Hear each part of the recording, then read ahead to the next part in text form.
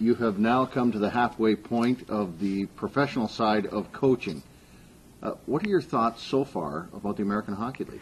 Do you know what? It's been good, Todd. I think you come in, you're not quite sure what to expect, and you have to lean on the people around you like Derek and Gord. And, you know, it's been a real positive experience. I think the ability to coach every day, not have to deal with the managerial side of the organization, with billets, with schools, you know, with challenges that come with junior hockey. It's been refreshing in that sense, where you come to the rink every day, you deal with your lineup, you're communicating with your players every day, and obviously getting prepared technically and tactically for your next opponent. So it's been refreshing, and I've enjoyed just the pure coaching aspect of it.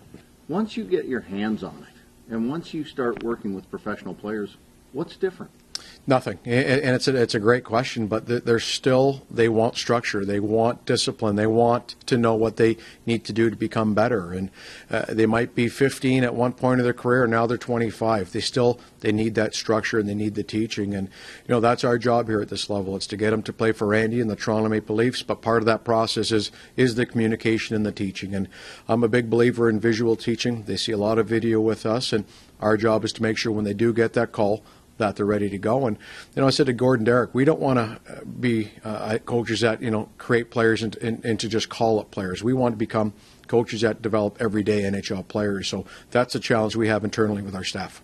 When you talk about that, that's a great moment. And one of the great teachables that I think that happens to coaches that come into the AHL for the first time is they are quickly battling that mindset of produce players, produce wins. Yeah.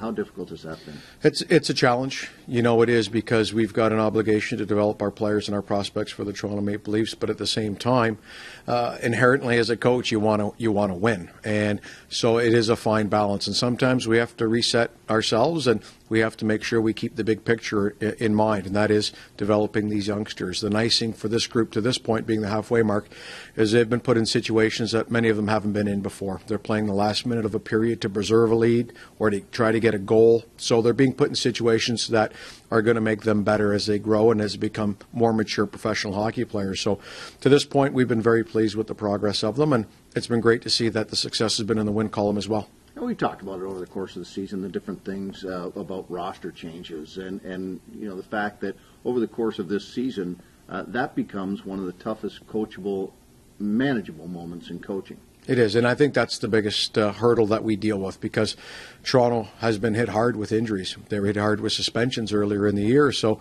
there was a lot of movement. We named a captain in September that we haven't seen really yet, in Trevor Smith, but that comes with the challenge of coaching at this level. But, you know, people warned me before I got into it that would be a challenge, and it is. But the nice thing about it is the symmetry between the two organizations with our system. So when a player gets called up or when a player is reassigned, it's not like you're having to sit down and go through a whole technical package with them. They know the systems that have to be implemented. What would you tell another coach that hasn't coached in the American Hockey League about the experience so far and what to look out for? Do you know what? Again, I think it's people have said it's the best level to coach at. I've talked to a number of NHL coaches that said the most fun they've had has been in the American Hockey League, because you've got the best juniors in the world. They're the best players in the world that aren't quite there to play or quite ready to play in the National Hockey League, so they're hungry. They're motivated to get to the National Hockey League. I think talking to a lot of NHL coaches, the challenge up there is keeping players motivated every day. And here, that's not an issue. They're motivated to get to the National Hockey League. So I think it's keeping them in line, making sure that they know what they have to do individually to play, and realize that the more success our team has, the more success they'll have individually. And the challenge, as I would tell any other coaches, you just have to be prepared for roster changes. You can run a power play in the morning and have a player called up that afternoon, so you have to read and react quickly. I think that's been the biggest adjustment. Let's talk a little bit about individually, because there's been some success here. And one of the successes lately that I think you could take some pride in is Josh Leivo. Yeah. He has produced in the last 5 games really well. Josh Leivo's never been a healthy scratch before, and he was a healthy scratch this year. And he came through great years in Sudbury. I had him for a short time in Kitchener, and he's always been a player that's been able to do certain things with his peer group that many players can't do. He did get reassigned from the Leafs and was one of those players that I think when he came down, like most young players, well, it can't be that hard to play here. I've been in the National Hockey League. So he also had to press the reset button, and it started with being a healthy scratch, watching it from up top, and I think since that, time and dealing with that personal adversity, he's realized, that I have to make sure that I'm better. He has the potential to be a very special NHL player, a top 6 NHL player. And we take a lot of pride in as a staff to make sure that when he does get the call, he's not that call-up player, that he's a regular, everyday NHL player. He can play right wing, left wing. He can be a secondary centerman if need to be. So he has all the intangibles. The challenge for him is going to become an everyday pro. And that's eating right, training right, things that, in junior sometimes you get away from. You can't get away from it here. So it's just becoming an everyday pro. But I'll tell you what, the sky is blue, and the future is very bright for Josh Leivo. You got a couple of guys that I'm not sure it was on the radar of the entire organization, but that are fighting in goal in the backup position right now, young guys who are hungry to play goal, and it has developed quite nicely for both of them. It's been good, and we've talked about it on previous shows. Piero Greco deserves a lot of credit. Piero has created an internal battle between Christopher Gibson and Garrett Sparks that you'd want. Obviously Drew McIntyre is our starter. He's very much been the captain of our team since Trevor Smith has been with the Leafs. So Drew's our go-to guy, and he's a great mentor for both Christopher and for Garrett, and that's been great. But the nice thing for us is now when they do go to Orlando, they're playing big minutes, they're getting quality shots. When they come with us, they may not play as much, but when they get in the net, they've got that fire to try to stay in the net. So it's been a great subplot, I think, to the story of our goaltending this year. Defensively, people will always want to know how Stuart Percy is doing. He's, I think there's three. I think when you talk about Stuart Percy, when you talk about Petter Granberg, and you talk about Andrew McWilliam, those are going to be three, I believe, NHL defensemen one day. I like the pedigree of all three of them. They're different. Stuart's intelligence, his hockey savvy, his ability to pass the puck are at a tremendous level right now. Continue to work on his skating and his strength. Andrew McWilliam is just a matter of experience. He's a first-year pro that we've made an assistant captain. He's got great leadership qualities. He's physical. He's tough. It's just moving the puck quicker and getting used to playing with pace with men every day. And then Petter Granberg is, I think, a tremendous draft pick. Our scouts deserve a lot of credit for where they drafted Petter. He's played in the men's world championships. He's won a gold medal. He won a gold medal with the world junior team in Calgary for Team Sweden.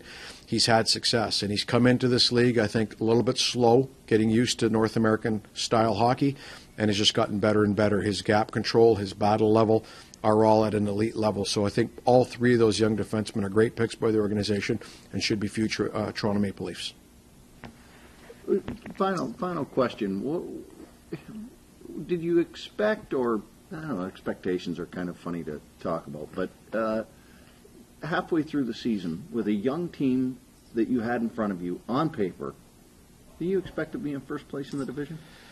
I've had everybody tell me that, the expectations of the Marlies this year are probably different than they were in the past. And, I've tried to use that, and I think Gordon, Derek, we've tried to use that as motivation for our guys, that, we want to have more self-respect, and we want to make sure that, yes, the Marlies in the past have had great veteran players and career American League guys that are great people. They've been well coached, but we want to make sure we form our own identity with this group and to take pride. We've got great players here. You look at a young player like a Sam Carrick who comes to mind, a David Brohl. These are going to be real good pros for us for years to come, and they're taking a lot of pride and taking advantage of their opportunity right now, Todd. So, what? I think if you listen to the critics earlier in the season, if you listen to some of the experts, obviously they thought we might be a 500 hockey club and try to push for a playoff spot. But you know what? Really no expectations. So we've used that as motivation to push these guys every day and try to keep at the top of the standings. And it's tough. One thing I didn't realize is how good this league is. Coming through junior, well, it's the American Hockey League. How good can it be? It is good. And these players are tremendously skilled. They're big. They're tough. And we want to make sure that our players try to stay above the curve. But that's the challenge every day with this group because we are young, so we have to stay on top of them. So, expectations coming in maybe low somewhere. But I think amongst the 23 guys and our coaches and our managers and all of us around the hockey club, we wanted to strive for first place, and that's where we want to stay.